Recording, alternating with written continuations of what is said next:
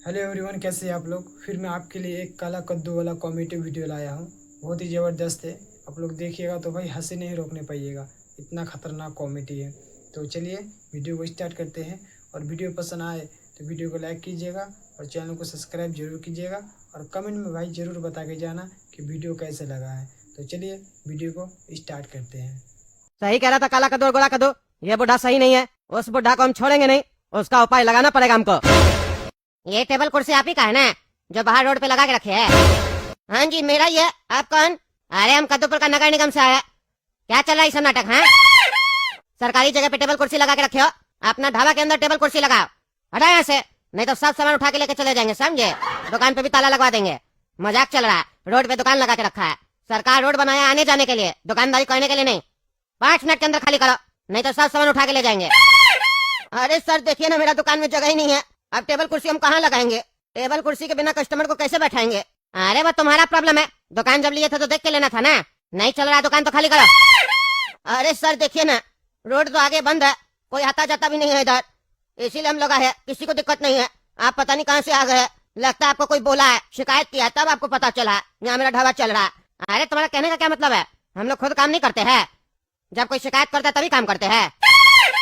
अरे सर कद्दूपुर का सरकारी आदमी तो ऐसे ही काम करता है ना। एक काम कीजिए, अब आ गए हैं तो थोड़ा ले दे के बात खत्म कीजिए, आपका भी फायदा होगा मेरा भी। अरे हम तुमको घूसखोर दिखाई देते हैं? हम 200-400 रुपए में बिकने वाला आदमी नहीं है। अरे तो सर हम भी 200-400 में खरीदने वाला आदमी भी नहीं है, 10,000 रुपया देंगे आपको। अरे इतना कम में कोई काम नहीं होगा। दुकान का भाड़ा कितना देते हो? अरे सर दुकान तो मेरा है, भाड़ा क्या देंगे? अरे ज्यादा होशियार मत बना, दुकान तुम्हारा भाड़ा पे है। अरे हमको तो पहले ही पता चल गया था जब आप यहाँ आए थे कि आपको वही कद्दू भेजा है। कल उसको गरिया के भेजे यहाँ से, तो आज आपको भेज दिया वो, ताकि मेरा धंधा बंद हो जाए तो हम अपने दुकान खाली कर दे। अरे हाँ हाँ भाई हमको भेजा है, बोला अगर दुकान खाली करवा के दीजिएगा तो 20,000 रुपया देंगे आपको। तो अगर आप यहाँ पे धंधा करना चाहते हैं तो 30,000 रुपया हमको दीजिए। ठीक है सर, दिए 30,000 रुपया। हमको क्या है, उसको भाड़ा ऐसे भी हम देने वाले नहीं है दुकान का, आपको ही दे देंगे। अरे हर महीना 30,000 दोगे तुम हमको? अरे हाँ हाँ सर देंगे, क्या दिक्कत है? बस आप अपना हाथ रखिए सिर पे मेरे, फिर देखिए हम भी कमाएंगे आप भी कमाइएगा। हम वो बिजनेसमैन है जो मिल के कमाते हैं और बांट के खाते हैं। अरे तब तक तुम निश्चिंत रहो, बढ़िया से धंधा करो। अब वो कद्दू क्या, उसका बाप भी आएगा ना तो दुकान खाली नहीं करवा पाएगा।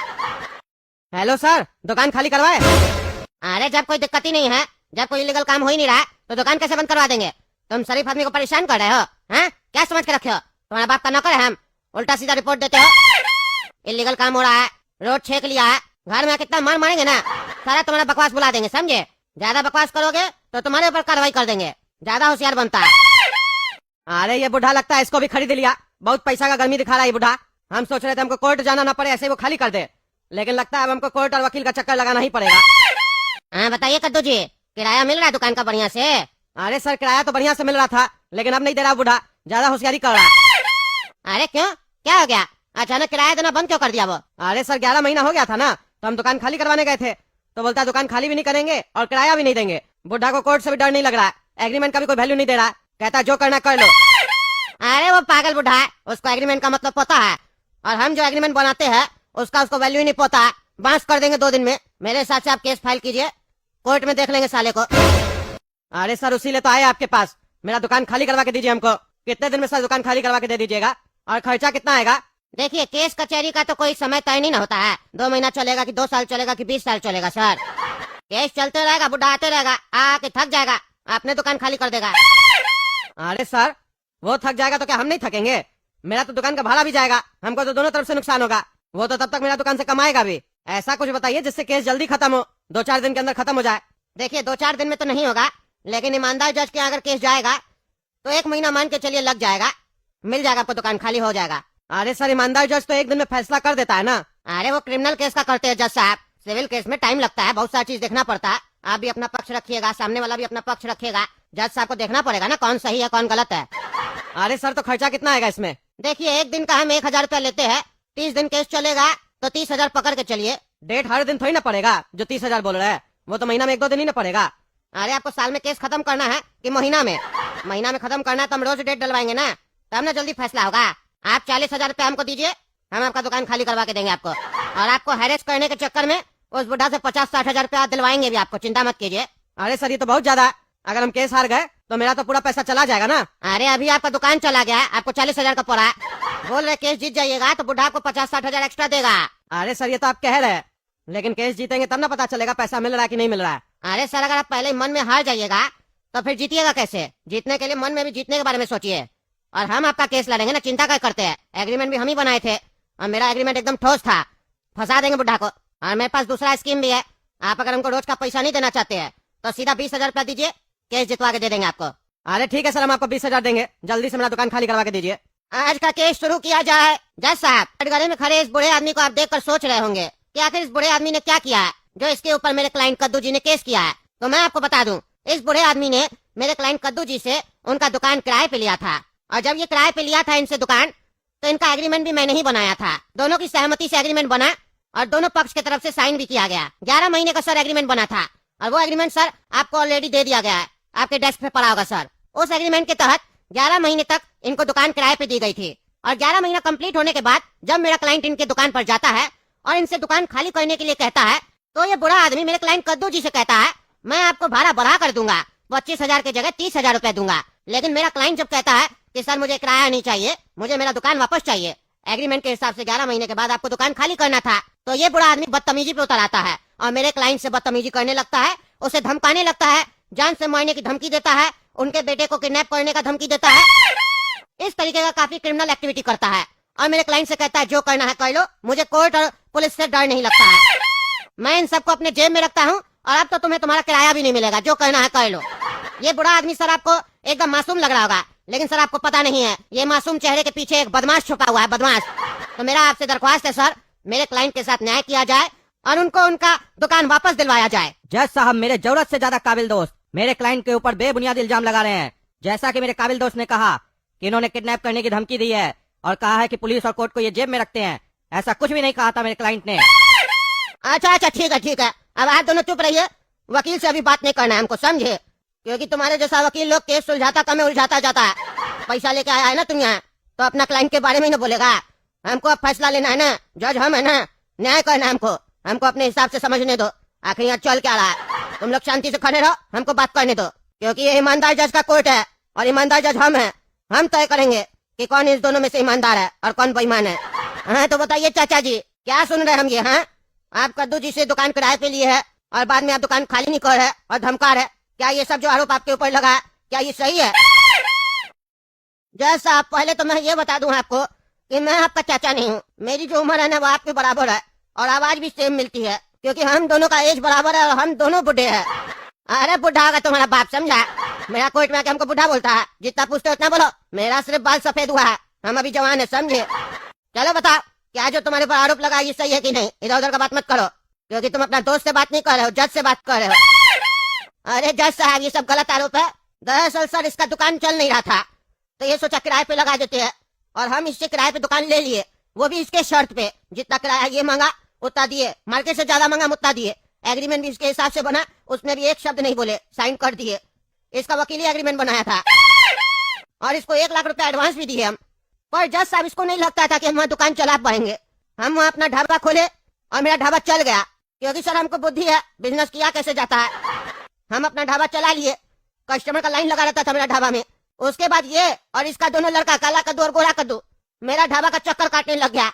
रोज आए दिन देखता था कि इसका ढाबा पे इतना सारा कस्टमर आ रहा है, सोचता था मेरा नजर नहीं है, हम सब देखते थे। और तभी इस लोग का मन में बेईमानी आ गया, इस लोग के अंदर खटकने लग गया कि हम लोग दुकान का मालिक होकर 25,000 रुपया कमा रहे और ये हम ही लोग का दुकान से लाखों में कमा रहा।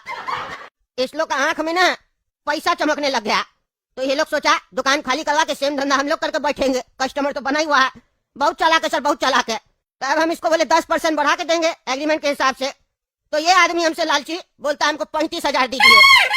हम उसमें भी कुछ नहीं बोले, हम 35,000 देंगे। हम इसको बोले, इसका लड़का लोग को हम बोले 15,000 का जॉब देंगे सर, 65,000 हो गया। मेरा ढाबा में जो टिप मिलेगा बोले वो भी तुम लोग ही रख लेना, 80-90,000 सर दे रहे थे। उसके बाद भी इसका लड़का लोग आके हमसे गाली गलौज किया, उल्टा सीधा बोला, मेरा अपमान किया। 12-13 साल का बच्चा है, शर्म भी नहीं लग रहा था उस लोग को, और यहाँ सबको काम भी नहीं कर रहा था, बदतमीजी कर रहा था। दुकान से निकाल दिए तो ये उसका बाप पगलेट लोग का ये आके हमको दुकान में गरिया रहा, उल्टा सीधा बकवास कर रहा है। तो क्यों नहीं झगड़ा करेंगे आप ही बताइए? और जब हम इसको दुकान से खदेड़ के भगा दिए, बोले जो करना कर लो, हम सच्चा आदमी है, तुम लोग चोर सब है। मेरा धंधा में आंख लगा तो नगर निगम से आदमी को भेजता 20,000 का लालच देके कि रोड पे ये टेबल कुर्सी लगाता है, हटवाओ इसका वहां से। और जब हम इससे दुकान किराए पे लिए थे तब यही लोग हमको आइडिया दिया था ऐसे ऐसे धंधा करना चलेगा। अब आप ही न्याय कीजिए जज साहब। अच्छा हम सब समझ गए क्या खेल चल रहा है। क्यों कद्दू जी क्या हो रहा है सब? है पहले गलती करते हैं फिर केस भी आप ही करते हैं। चाचा जो बोल रहे हैं सही बोल रहे हैं कि गलत बोल रहे हैं? अरे देखिए सर, ये दरअसल झूठ बोल रहा है, एक नंबर का झूठा है ये। इसको हम चाचा चाचा बोले, इसको पच नहीं रहा था, ये अपना बदतमीजी पे उतर आया। हम जब इसको दुकान किराए पे दिए थे तो ये बात सही है कि हमको जितना हम किराया मांगे उतना किराया दिया, एडवांस भी दिया 1 लाख रुपया।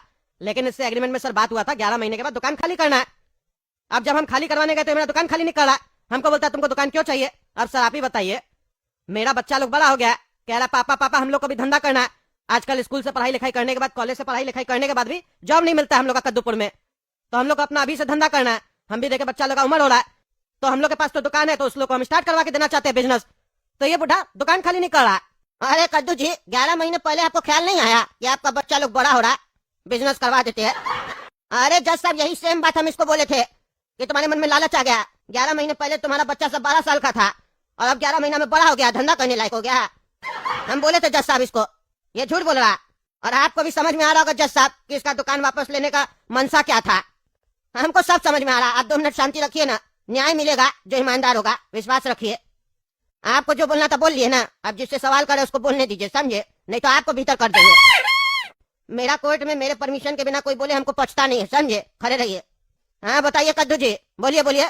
अरे जज साहब देखिए, आपके बात में लॉजिक है, लेकिन जरूरी नहीं है कि जो बात हमको 11 महीने पहले नहीं समझ में आया 11 महीने बाद वो हमको बात समझ में नहीं आ सकता है। हमको जब आएगा हम तब न करेंगे। और एग्रीमेंट के हिसाब से तो जज साहब मेरे पास हक है ना, मेरा दुकान है तो हम खाली करवा सकते हैं। जब हम 11 महीने का एग्रीमेंट किए और 11 महीने के लिए ही इसको दुकान दिया गया था, तय भी यही हुआ था, ये साइन भी किया है सर, एग्रीमेंट तो आपके पास आप पढ़े भी है। उसके बाद भी ये मेरा दुकान खाली नहीं कर रहा है और आज हमको कोर्ट में आके केस करना पड़ रहा है। क्या करें, हम लोग का दुकान खाली करके नहीं दे रहा है, कोई सहारा नहीं हम लोग का, कोई मदद नहीं कर रहा है, इसीलिए आपके पास आया, आप ही न्याय कीजिए। अरे अरे वाह वाह वाह, बहुत ईमानदार है, बहुत ईमानदार है। मेरे सामने ज्यादा ईमानदारी मत दिखाइए, समझे? हम आपका एग्रीमेंट स्टडी किए हैं, पढ़े हैं बढ़िया से। आप कह रहे 11 महीना के लिए दिए थे इसको अपना दुकान ना? अरे हाँ जज साहब 11 महीना के लिए दिए थे, लिखा हुआ एग्रीमेंट में। यानी आपके हिसाब से 11 महीने के बाद आप दुकान खाली करवाने वाले थे? अरे हाँ जज साहब हम खाली करवाने वाले थे, उसके बाद मेरा सोचा हुआ था कि हम अपना कुछ काम करेंगे। अच्छा अच्छा, बाप रे बाप, बहुत बिजनेस माइंडेड है आप। ठीक है, तो आप अपना एग्रीमेंट में ये काहे लिखे है कि 11 महीने के बाद 10% के हिसाब से आप किराया बढ़ा के लीजिएगा? अगर आपको 11 महीने के बाद खाली करवाना था और अपना कोई धंधा करना था तो ऐसा बात काहे लिखे आप? अरे जज साहब, वकील साहब हमको बोले कि आप ये एग्रीमेंट में मेंशन कीजिए, मान लीजिए 11 महीने के बाद आपको काम नहीं करना है, आप इनको दुकान किराए पे देना चाहते हैं, कंटिन्यू रखना चाहते हैं, तो आप लोग के बीच में विवाद ना हो तो आप लिख दीजिए 10% बढ़ा के लीजिएगा 11 महीने के बाद, इसीलिए सर मेंशन किए, नहीं तो हम तो सोचे ही थे सर दुकान खाली करवाएंगे। अरे तुम्हारा वकील जो है ना नौसुखिया है, तुमको पता करना चाहिए ना, बढ़िया वकील से एग्रीमेंट बनवाना चाहिए। अब बेवकूफ लोग से बनवाओगे तो फंस जाओगे ना। अब देखो तुम फंस गए हो, हम तुमको बताते कैसे फंसे हो। अरे तो सर हमको क्या पता कौन बेवकूफ है कौन चालाक है, डिग्री तो आप ही लोग देते हैं ना। काला कोट पहनेगा तो हम लोग को लगेगा ना वकील बढ़िया है, एग्रीमेंट तो सही बनाया था, हम क्या गलती की है? अरे हम बताते हैं, शांति रखो। तुम बेटा दुकान लंबा समय के लिए इसको दिया था, समझे? हमको सब समझ में आ रहा, धंधा इसका चल गया तो तुम वही धंधा करना चाहता है। मेरे सामने झूठ मत बोलना है, तुमको पता हम ईमानदार है, ज्यादा झूठ बोलोगे तो फांसी पे चढ़ा देंगे, समझे? तुम पहले जब इसको किराए पे दिए थे ना तो तुम्हारा मंशा था कि घर बैठे 25-30 हजार रुपया मिलते रहेगा, मेहनत भी नहीं करना पड़ेगा, पैसा बनते रहेगा। इसीलिए तुम एग्रीमेंट में लिखवाए थे कि 11 महीने के बाद 10% बढ़ा के लेंगे। पर तुम एग्रीमेंट उतना दिन का नहीं बनाए जितना दिन के लिए तुम इसको देना चाहते थे, क्योंकि तुमको पता है, वकील बताया होगा, 12 महीना का अगर एग्रीमेंट बनाइएगा या उससे ज्यादा का तो आपको रजिस्ट्री करवाना पड़ेगा और उसमें स्टाम्प का खर्चा आएगा जो सरकार को जाएगा। वो बचाने के चक्कर में तुम क्या किए, 11 महीने का एग्रीमेंट कह लिए, लेकिन किए तो किए, लेकिन ये लिख के तुम खुद ही फंस गए कि 10% 11 महीने के बाद बढ़ा के लेंगे। इसका मतलब तो साफ समझ में आ रहा है, तुम्हारा इंटेंशन था, तुम्हारा इरादा था ज्यादा दिन किराए पे देने का दुकान, लेकिन तुम स्टाम्प ड्यूटी चोरी करने के लिए सब किए, यानी सरकार के साथ भी तुम चोरी किए हो। और तुमको पता है ये चोरी करने का सजा क्या होता है?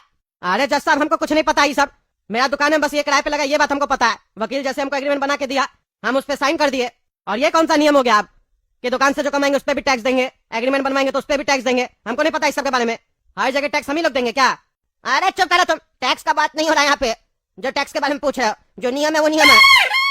नियम टकला नेता को सरकार बनाए ना, उससे जाके सवाल करो, समझे? मेरा काम है ये देखना कौन नियम से चल रहा है कौन नियम तोड़ रहा है। तुम्हारा एग्रीमेंट से साफ पता चल रहा है, समझे? रंगाजी करता है, स्टाम्प ड्यूटी चोरी करता है, दूसरा का धंधा में आंख लगाता है। हम तुमको सजा सुनाते हैं, तुमको 1 महीना के लिए जेल में डाला जाए और दुकान कम से कम 22 महीना के लिए इस बुढ़ा के पास ही रहेगा, समझे? आप भी किराया देते रहिएगा इसका बच्चा लोग को, समझे? ज्यादा होशियार मत बनिए। अरे सर, लेकिन हम तो 30,000 रुपया नगर निगम वाला को दे रहे हर महीना, उसका क्या करे सर? अरे आप उसको क्या पैसा दे रहे, वो क्या किया है? वो भी मालिक है क्या? अरे नहीं सर, ये कद्दू भेजा था ना हमको परेशान करने के लिए, रोड से टेबल कुर्सी हटवाने के लिए उसको। तो वो मेरे दुकान पे आया, बोला कुर्सी हटाओ, टेबल हटाओ, नहीं तो उठा के ले जाएंगे सब। तो हम बोले कि कुर्सी टेबल लगा के रखने दीजिए, मेरा दुकानदारी चलेगा, हम आपका सब्सक्रिप्शन परचेज कर लेते हैं, आपको 30,000 आते रहेगा महीना का। कद्दू को किराया नहीं देंगे, आपको ही देंगे। तो वो खुश हो गया, बोला पैसा पहुंचाते रहिए, धंधा करते रहिए। अरे सब का सब चोर है साला। अरे तुमको घूस देने का जुर्म में 2 महीना के लिए जेल में डालते हम, समझे? और रोड पे जो टेबल कुर्सी लगाते हो उसके लिए पेनल्टी लगाया जाएगा तुमको, जितना भी सरकार की तरफ से बनेगा। और वो जो अफसर है ना, ये कोर्ट आदेश देती है उसको सस्पेंड करवाया जाए और उसको भी 6 महीना के लिए जेल में डाला जाए। बहुत घूस मांग रहा, करप्शन हटाना है हमको कद्दूपुर से। अरे सर, हम जेल में रहेंगे तो कमाएंगे कैसे, भाड़ा कैसे देंगे कद्दू को? अरे वो सब घूस देने से पहले सोचना था ना। अब चुप रहो तुम, सजा सुना चुके, बहस मत करो। और तुम सुनो रे नौसुखिया वकील, आप कोई क्लाइंट है रेंट एग्रीमेंट बनवाने के लिए तो बढ़िया से बनवा के दो, समझे? नियम कानून पता नहीं होता, अब बाद में मकान खाली नहीं करवा पाते हो, और फिर ऐसा क्लाइंट सब फंस जाता है और फालतू का हम लोग का समय चला जाता है।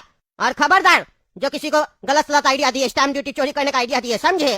किसी को 2 साल के लिए दुकान का किराए पे देना है या मकान, तो 2 साल का एग्रीमेंट करोगे, समझे? 11 महीना का किए तो पिछवाड़ा में डंडा लगेगा तुमको भी, समझे?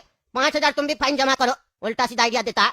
चलो जाओ, सबका सब चोर है, सबको ठीक करेंगे हम।